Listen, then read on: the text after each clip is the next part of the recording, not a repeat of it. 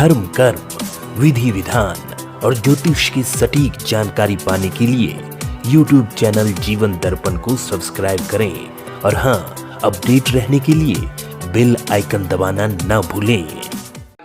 सस्तनो वीर्यसीमहि देवहितं यदा योः शतमेनो शरदो अन्तिदेवायत्र नश्यक्राजरशन्तनो नाम पुत्रासो यत्र पितरो भवन्ति मानो रीरिखतायुर्गन्तोः अदितिर्द्यौरदितिरन्तरिक्षमदितिर्माता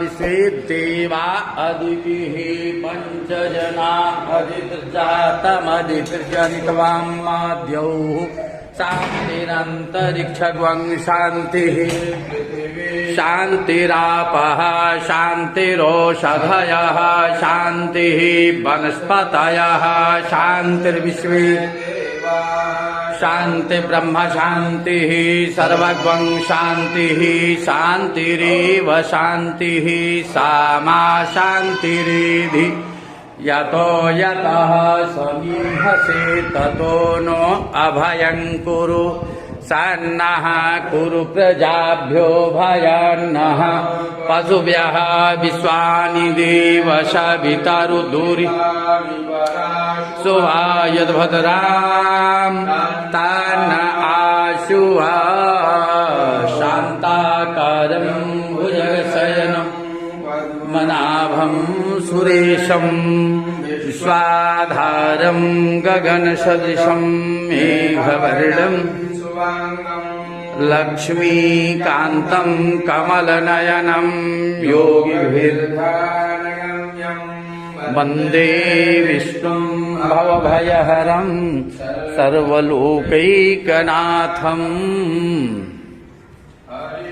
ॐ हिरण्यवर्णां हरिणीं सुवर्णरजतस्रजां चन्द्रां हिरण्यमयीं लक्ष्मीं जातवेदो तान्मावह जातवेदो लक्ष्मीमनपगामिनीं श्यां हिरण्यं बिन्देयं स्वं पुरुषानहम् अश्वपूर्वां रथमध्यां हस्तिनाद प्रमोदिनीं श्रियं देवीमुपहवये मार्देविजुखताम्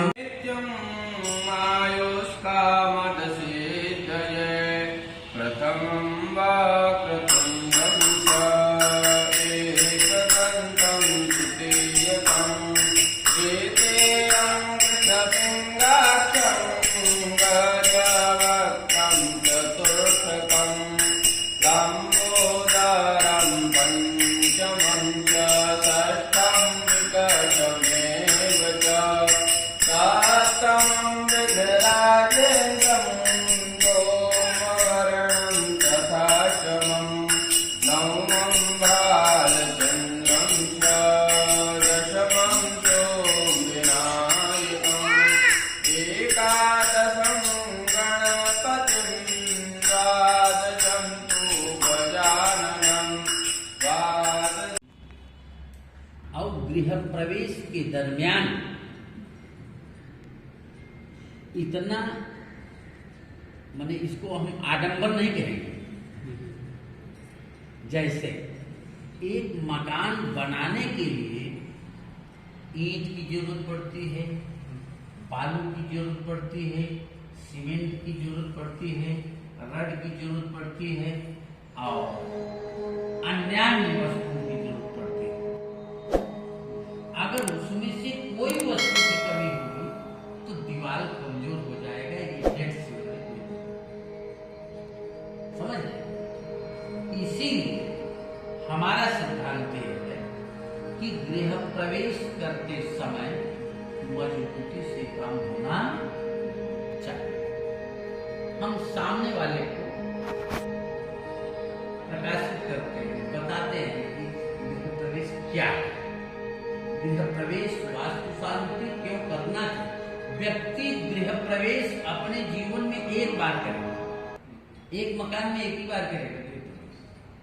लेकिन वास्तु शांति बार बार हम आप कर सकते हैं। जैसे जन्म तो हम आप एक बार लेते हैं, लेकिन जन्मोत्सव बार बार मनाते हैं कि नहीं मनाते हैं ना? इसलिए ये मकान का जन्मोत्सव आज हो रहा है अपना। तो आपको ये चाहिए कि हर वर्ष मकर संक्रांति के दिन कुछ न कुछ भगवान की पूजा कर लेना चाहिए। समझ लो, जैसे हम आप अपना बर्थडे मनाते हैं कि नहीं मनाते, तो उसी प्रकार से इसका आज बर्थडे। अब जैसे गृह प्रवेश की व्यवस्था क्या है, वास्तु कौन है, उसको भी जान लेना जरूरी होता है ना? जब हम आप जान लेंगे तो हमारा आपका ट्रस्ट उस पर अमल करेगा ना? एक राक्षस था जिसका नाम था अंधकासुर, जिसका नाम था अंधकासुर। वह राक्षस शंकर जी के तीसरे नेत्र की ज्वाला से निकला था, लेकिन उस राक्षस का लालन पालन राक्षसों ने किया, इसलिए वो राक्षस प्रजाति का हो गया। समझ रहे हैं? जैसे आपने उसका नाम सुना होगा, जालंधर का नाम। जालंधर की भी उत्पत्ति शंकर जी के तीसरे नेत्र से ही हुई थी, लेकिन उसका लालन पालन समुद्र ने किया था, इसलिए समुद्र राक्षस समुदाय का था, इसलिए राक्षस की व्यवस्था में आ गया। ये अंधकासुर के पास आंखें तो थी, लेकिन दिखाई नहीं देती थी, इस कारण इसका नाम अंधकासुर पड़ गया। इसके पास शब्दवेदी बाण थे। ये व्यक्ति को देखता नहीं था, लेकिन बाण यहां से मार देता था, उस व्यक्ति को लग जाता था। इतनी जानकारी उसके पास थी। उसके अंदर जिज्ञासा बनी कि मैं ब्रह्मा को खुश करने के लिए साधना करूं। ब्रह्मा को खुश करने के लिए साधना करने लगा। साधना से ब्रह्मा जी खुश हुए और उनके सामने उपस्थित हुए। बोले कि ब्रह्मा, मैं ब्रह्मा, तुम क्या चाहते हो? तुम्हारी इस तपस्या से मैं खुश हूं। तुम्हारे इस तपस्या से मैं खुश हूं। तुम्हारे इस तपस्या से मैं खुश हूं। तुम क्या चाहते हो? तुम क्या चाहते हो? तुम्हारे इस तपस्या से मैं खुश हूं। अब तपस्या से खुश होकर के कहा कि आप मुझे वचन दीजिए, आप मुझे वचन दीजिए कि दूंगा तब मैं मांगूंगा। तो ब्रह्मा ने वचन दिया कि हाँ तुम मांगो, मैं तुम्हें वचन देता हूं।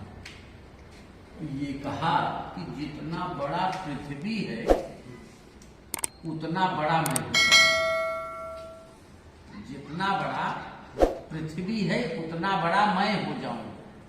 अब चूंकि ब्रह्मा ने एवमस्तु कह दिया, मैंने कह दिया था कि जो मांगोगे वही देंगे, तो ब्रह्मा को एवमस्तु कहना पड़ा।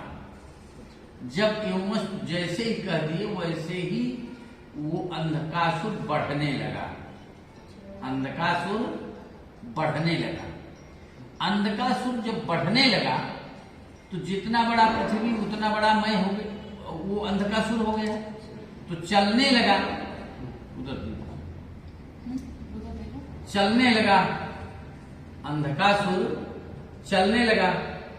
तो जब अंधकासुर चलने लगा, जैसे अब अगर सड़क पर रोलर चलने लगेगा तो जो नीचे के छोटे मोटे कंक्रीट है या लकड़ी है या जो भी है वस्तु है सब दबता चला जाएगा ना। तो उधर से चलने, जिधर चल रहे थे सब बिल्डिंग बेकार हो जाते थे। आगे जब बढ़ा तो जैसे हम आप पूजा कर रहे हैं उसी तरह से लोग पूजा करते हैं, उसी तरह से लोग पूजा करते थे। अब जब लोग पूजा करते थे तो अंधकासुर रुक गया, आश्चर्य देखा कि ये क्या है। पूछा कि आप क्या कर रहे हो, आप लोग क्या कर रहे हैं। तो अंधकासुर ने कहा कि अंधकासुर से लोगों ने कहा, पूजा करने वाले लोगों ने कहा कि हम त्रिदेवों की पूजा कर रहे हैं। कहा त्रिदेव कौन होते हैं। तो बताया लोगों ने ब्रह्मा, विष्णु और महेश। अच्छा ये बताइए, आप 9वें तल पे हैं, अगर नीचे वाले व्यक्ति को देखेंगे तो कितना छोटा दिखाई देगा ना, बहुत छोटा दिखाई देगा ना। अगर 30वें तल पे चले जाएंगे तो नीचे वाला व्यक्ति तो माछी दिखाई देगा ना। अब वो अंधकासुर कितना बड़ा था कि उसका हम आप आकलन नहीं कर पाएंगे, उसका हम आप आकलन नहीं कर पाएंगे। जैसे पृथ्वी कितनी बड़ी है,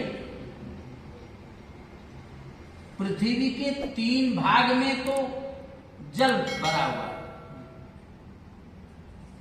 1/4 ही भाग शेष है,